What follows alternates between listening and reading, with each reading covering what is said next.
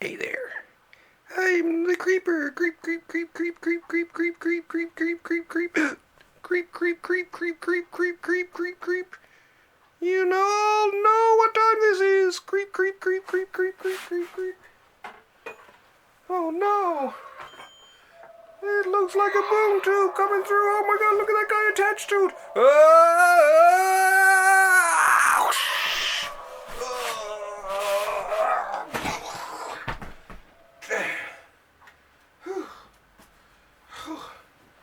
God.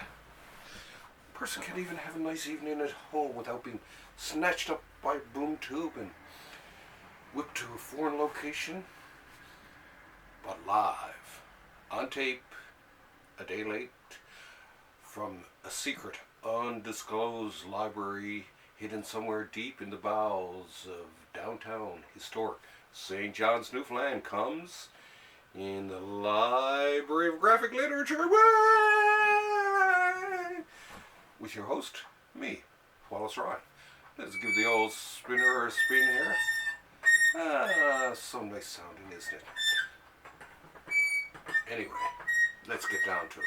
So we got a lot to talk to here about today.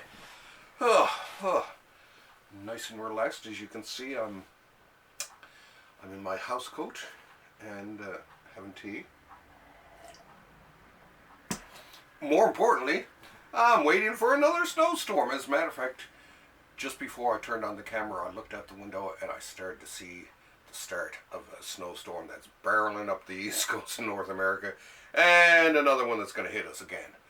But this time it's only 20 to 30 centimeters, you know. What's a few inches, right?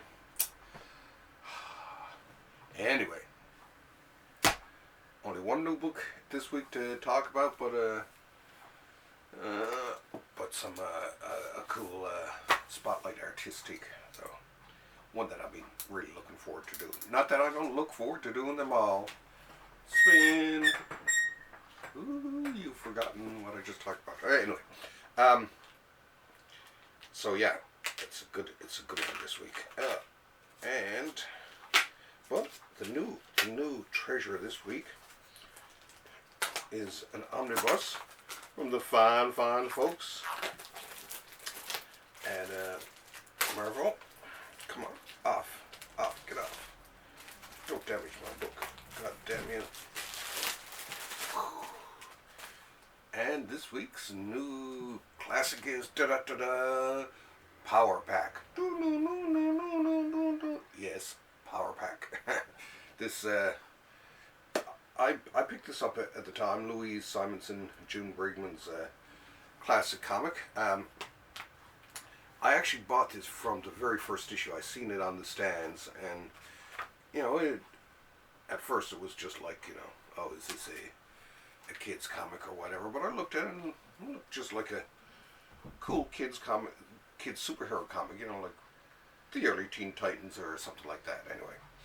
And having been a fan of the Legion and the Teen Titans, and you know, and sort of things like that, you know, super groups of young people, I figured I'd give it a try. And it was really, really good. I mean, I shouldn't be surprised coming from Louise and June. God, now that I come to think of it, this was one of the first big comics ever really done by a woman writer and artist. And in 1984, geez, now that I think about it, you know, I think it may be, at least in North America. But anyway, great series, so worth reading. What I'm looking forward to actually is catching up, because I never did finish reading out and all that, because you know how you're in your 20s and you start to, as you get more into your life, stuff starts to, you start to move on to other stuff and work and blah blah blah, and some things fall by the wayside. Unfortunately, this was one of them, but I always enjoyed it, and I'm not the only one either. So check it out, Power Pack, and of course it has this. It has an image on the inside here. Check that out. Oh, and here's have a closer look at the cover here. Da, da, da, da. Now, we'll get you a nice close-up of the cover of the dust jacket. And now let's have a look at some of the great art within. But yeah, great comic, really enjoyable. It's one of those comics. The neat thing about it is it's one of those comics that can be really read by all ages. And see, beautiful. But the other thing I like about this is that this also reprints a classic, oh, there we go, classic Barry Windsor Smith piece here. This was from X-Men.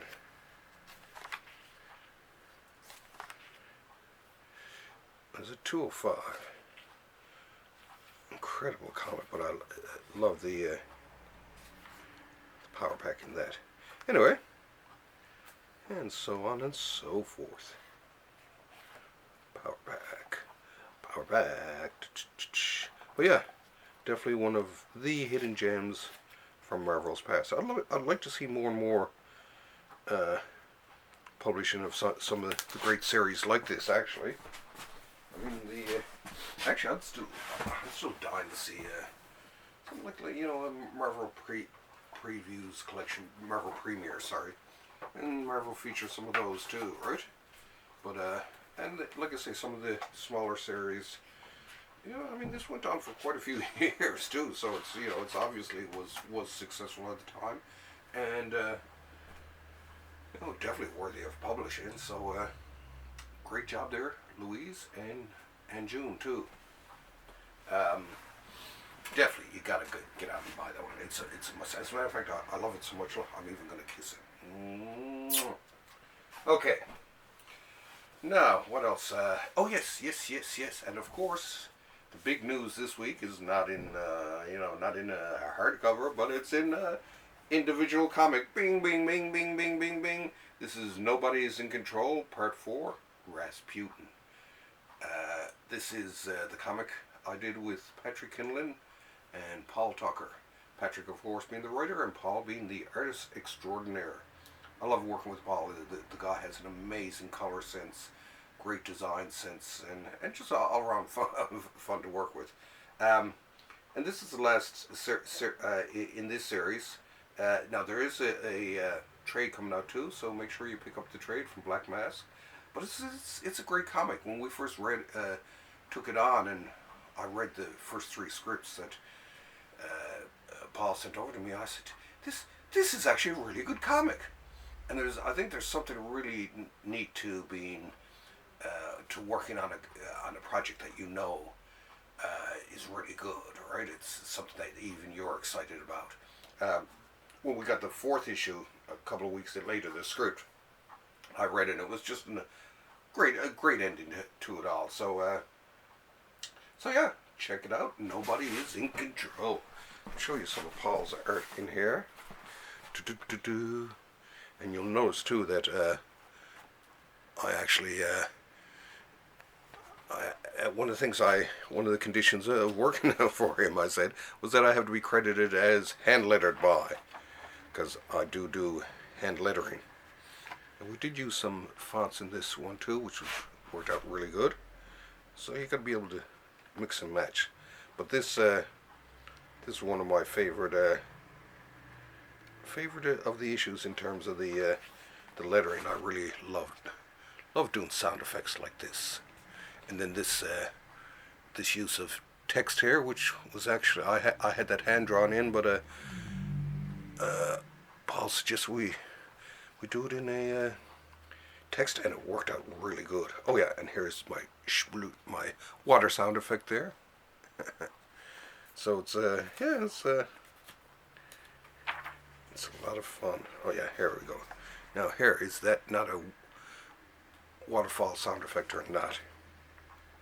But it was a great project, a lot of fun to hand letter, and I look forward to more. I mean, look at that lettering. as Craig Yo said to me, Eisner worthy. So yeah, if you artists out there are looking, especially if you're looking for someone different in the Eisner for lettering, think about me. Anyway, a lot of fun. Even the lettering can be an integral part of a comic. I take my lettering as seriously. That's why I set the condition, because normally I would never letter someone else's comic, because it just feels weird to me. But when Paul came to me, it was just something that was like, this got to be done. This just got to be done. Anyway, let's move on. Oh yes, and last night we had speaking of Paul and I, 10 years ago this month, we founded the Breakdown Comic Jam, and we held our 10th anniversary jam last night, and we had everyone from Sam Johnson, Ian Jarvis, Steve Lawler was there, PJ Worthman was there, the two Nicks, Nick Quigley and Nick Guju, who brought some wonderful cookies, by the way, and just the usual crew, Henry, which he's one of our younger and more eager students, and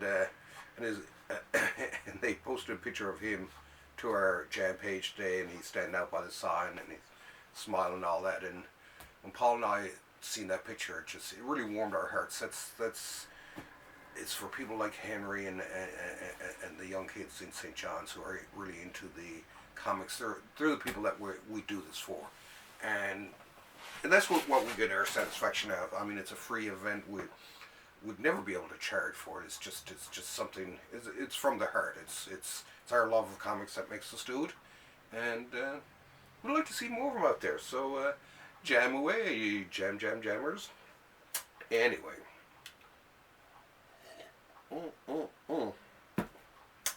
tonight's or this afternoon's spotlight artistique is on the fabulous folks known as Lost Brothers Hernandez, the Hernandez brothers, who brought us the ultra fabulous comic book magazine of the 80s and 90s, Love and Rockets. It was first published in '81. They did an issue themselves first, then they sent one to Fantagraphics for a review, and Gary Groth loved it so much that the next year, they put it out in magazine size with a color cover, and that was the year. It was actually more like, it was 82 and 83. I discovered it. I was living down in New York at the time and found it. It was either Village Comics or maybe even could have even been Forbidden Planet at the time. And started reading it. It was just like, now, I mean, at this time I had my mind blown, when I was back when I was 16 by heavy metal and all that. So, I was a little bit sophisticated. Anyway, the sophistication increased once I started reading Love and Rockets. It was just like, I mean, I love independent cartoons, and I actually really like black and white comics. So when I started reading, it was just like, wow, this Jaime Hernandez, and he was the reason I fell in love with it. This Jaime Hernandez guy is incredible. And here's some of actually the early Jaime work. I mean, look at these crowd scenes. I mean, this guy can bloody draw, right?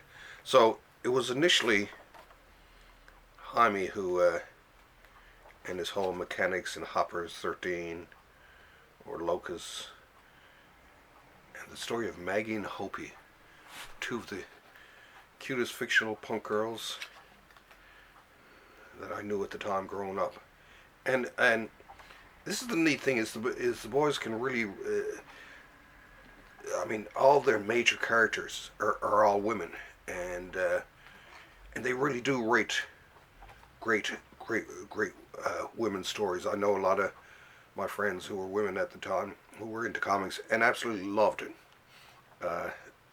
It's absolutely amazing. Stunning work. So it was, like I say, initially Jaime who became more simpler, as you can tell, as he went along, but still very, very cool, almost very iconic type of artwork. He's what I call a punk Archie. And it's funny because I never realized that until years into when I read an interview and he talked about how with his mom, and then we used to read comics when they were young. Read a lot of Archie comics, which were their favorite, and that's when I was like, oh good God, he draws in a bizarre punk version of Archie, and or he basically, as he simplified his style along the way, became very much a post-Archie punk style. And like I say, so I mean, I loved Jaime and all that, and of course the magazines had stories from him and his brother Gilbert, and their brother Mario, who I think only lasted one issue with them and all that, and then became more or less Jaime and Gilbert's magazine from then on. But I mean, so I liked Jaime and Gilbert stuff. For me at the time, it was a bit more of a hard sell. It was a little bit more of a cartoony style and whatever, and I kind of looked at it and it was just like, at the time it wasn't my sort of style of artwork. I was, really still heavily into Mobius and at this point Jaime himself and all that, and it was, like I say, it was a little bit more cartoony. So, but I was buying the magazines, and I can remember one point saying, "Well, I'm not just going to read, every second story by him and skip over his brother's thing. That's like half reading a comic, and that just ain't right. That just ain't right." So I started reading his stories too, along with him. I read them. Oh, it's not bad, and read them more and more. And the more and more stories of his I read, it was just like, oh my God, he has to be one of the most amazing writers at that point that I'd come across in American comics. It was just absolutely stunning thing, and it became clear to me in some ways that if it wasn't drawn in that style, it would just wouldn't be the same. Stories, it was magic realism. It's basically the Heartbreak Soup stories. They were set in a town called Palomar and featured a woman, Luba, and her various relatives and people like that, and great, absolutely magical characters in this. In this, the characters you really, and same too with Locust, with the Jaime stories. You fall in love with the characters. These, I assume that these are got to be based on someone they know. Now, be careful flipping through this, because of course this is a lot more. There's a lot more nudity and the like, and very open sexuality and nudity and all kinds of great stuff. Stuff you, of course, as a 20-year-old, just loving to read. But an absolutely amazing story, just stunning. There's just something very moody. There's mystery. There's behind every panel there's something hidden there going on. So yeah, definitely. And this, to me, this collection here, Palomar, this is truly one of the greatest single pieces of graphic literature that I've ever read. Palomar. When people ask me, what's your favorite comic or whatever, and I always say, oh, all of them and all that, and that is true. But if they say, if you have to pick out one set of stories, which is your favorite, and this is it. This changed my life. Palomar changed my life. Never been there. Here, it's a great place, and it changed my life. And did they stop there? No, they did not. They continued on. I mean, they did a couple of volumes. They did up to 50 in that run, I think it was, and then they did another volume. put out a comic size one, and they're back to magazine size one now. And which, I mean, they still write great stuff too. This is just it. This idea that, you know, as you get older, you lose your mind and your, you know, things go downhill for you creatively and all that just isn't true. I mean, you look at Kirby when he did The Fourth World. He must have been in his 60s by then, 50s or 60s, and it was some of his greatest work. And of course, you just look through art history for, you know, a lot of us older folks who really pulled it together in the end. So in the meantime, there's this one here, first semi-autobiographical novel by Gilbert Hernandez. It says here, meet Huey. He's the middle child of a big family growing up in California suburbs in the 60s. So yeah, but yeah, there, and this one, both him and his brother can do a really cool sort of kid style, almost a little Archie's version of their own work, and they do some really great books. This one, Marble Season, this one's definitely worth picking up. This is for someone slightly over here, slightly older. Bumperhead, as it says here. Bumperhead is a teenage boy's view of the world, passionate, fragmented, sentimental, and angry. And of course, but yeah, once again, Bumperhead, I read this when it came out. Love this one too. And like I say, there's just where Ditko, for instance, had a background of simmering rage and anger behind every cartoon. There's like a little sliver of mystery behind every Gilbert Hernandez story. And of course, now in the meantime, Jaime hasn't been sitting still either. He produced there's a couple of books recently, but he did this one book, and it's about, you know, Maggie, the Maggie from Locust and all that, and it's of course Maggie as she's older and all that. And this is the other cool thing, is that these characters have continued to age as they've gone through the years. So we've all grown up and gotten older as the characters in the stories get older, and you know, and when they mention, you know, the death of Speedy all those years ago and all that, I think about the death of Speedy all those years ago. It's amazing like this. But Love Bunglers, I mean, like I said, I always loved Jaime. Great stories and all that. You know, and his brother was always like just a step above him, and when it came to the storytelling department. But with the Love Bunglers, Jaime caught up to his brother. This one is absolutely it's a stunning book. You got to read it. A must read. Now, what else do we got here? Oh yeah, and this is the one I'm reading now. Is This How You See Me? And apparently everyone's been loving this too. So, like I say, check out the brothers Hernandez. They just do just amazing stuff. It's one of the classic comics of all time, I think. Oh, and the big news, and it's not the neat stuff, but I just wanted a prop for this. The big news this week was the announcement, and found it online on Amazon, of A Complete Hate by Peter Bagge.